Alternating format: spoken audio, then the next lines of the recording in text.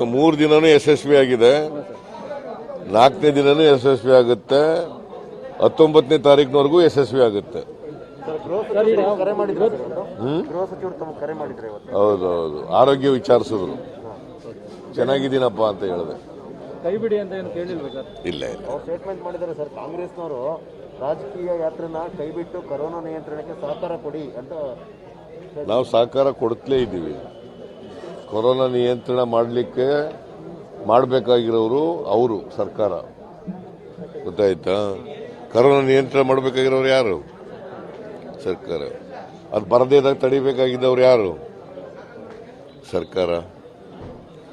ನಾವು ಅದಕ್ಕೆ ಕಾರಣನಾ? ಇವತ್ತು ಜಾಸ್ತಿ ಆಗಿದ್ರೆ ಅವರೇ ಕಾರಣ, ನರೇಂದ್ರ ಮೋದಿ ಅವರು ಕಾರಣ. ಅದು ಬಂದ ಮೇಲೂ ಕೂಡ 3ನೇ ಅಲೆ ಪ್ರಾರಂಭ ಆದ ಮೇಲೂ ನರೇಂದ್ರ ಮೋದಿ ಅವರು ಪಬ್ಲಿಕ್ ಫಂಕ್ಷನ್ಗಳು ಮಾಡಲಿಲ್ವಾ? ಮೊನ್ನೆ ಅವ್ರ ಪಕ್ಷದ MLAಗಳೇ ಮೆರವಣಿಗೆ, ಇದೆಲ್ಲ ಪ್ರತಿಭಟನೆ ಮೆರವಣಿಗೆ, ರ್ಯಾಲಿಗಳು ಮಾಡಲಿಲ್ವಾ?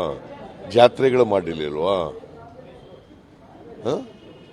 ಅವ್ರ MLAಗಳನ್ನ ನಿಯಂತ್ರಣ ಮಾಡಕ್ಕಾಗದಿದ್ದವರು ನಮಗೇನು ಹೇಳೋದು? ಅವರು ಕ್ಷಮೆ ಕೇಳಿದಾರೆ ಸರ್. ಈಗ ರಾಜ್ಯದ ಕ್ಷಮೆ ಕೇಳಿದ ತಕ್ಷಣ ಆಗಲ್ರಿ. ಕೊಲೆ ಮಾಡ್ಬಿಟ್ಟು ಕ್ಷಮೆ ಕೇಳ್ಬಿಟ್ರೆ ಬಿಟ್ಬಿಡೋದ ಸುಮ್ಮನೆ? ಕ್ಷಮೆ ಇಸ್ ನಾಟ್ ಎನ್ ಎಕ್ಸ್ಕ್ಯೂಸ್. ಗೊತ್ತಾಯ್ತಾ? ಅದು ಪನಿಷ್ಮೆಂಟ್ ಅಲ್ಲ. ಕ್ಷಮೆ ನಾನು ಕೇಳಬಹುದು. ಹಾಗಾದ್ರೆ ದಟ್ ಇಸ್ ದಿಸ್ ಥಿಂಗ್. ಅವರು ತಪ್ಪು ಮಾಡಿದ್ದಾರೆ, ಕ್ಷಮೆ ಕೇಳಿರ್ಬೋದು. ಯಾಕಂದ್ರೆ ಕೇಸ್ ಹಾಕದೇ ಇರಲಿ ಅಂತ ಕೇಳಿರ್ಬೋದು.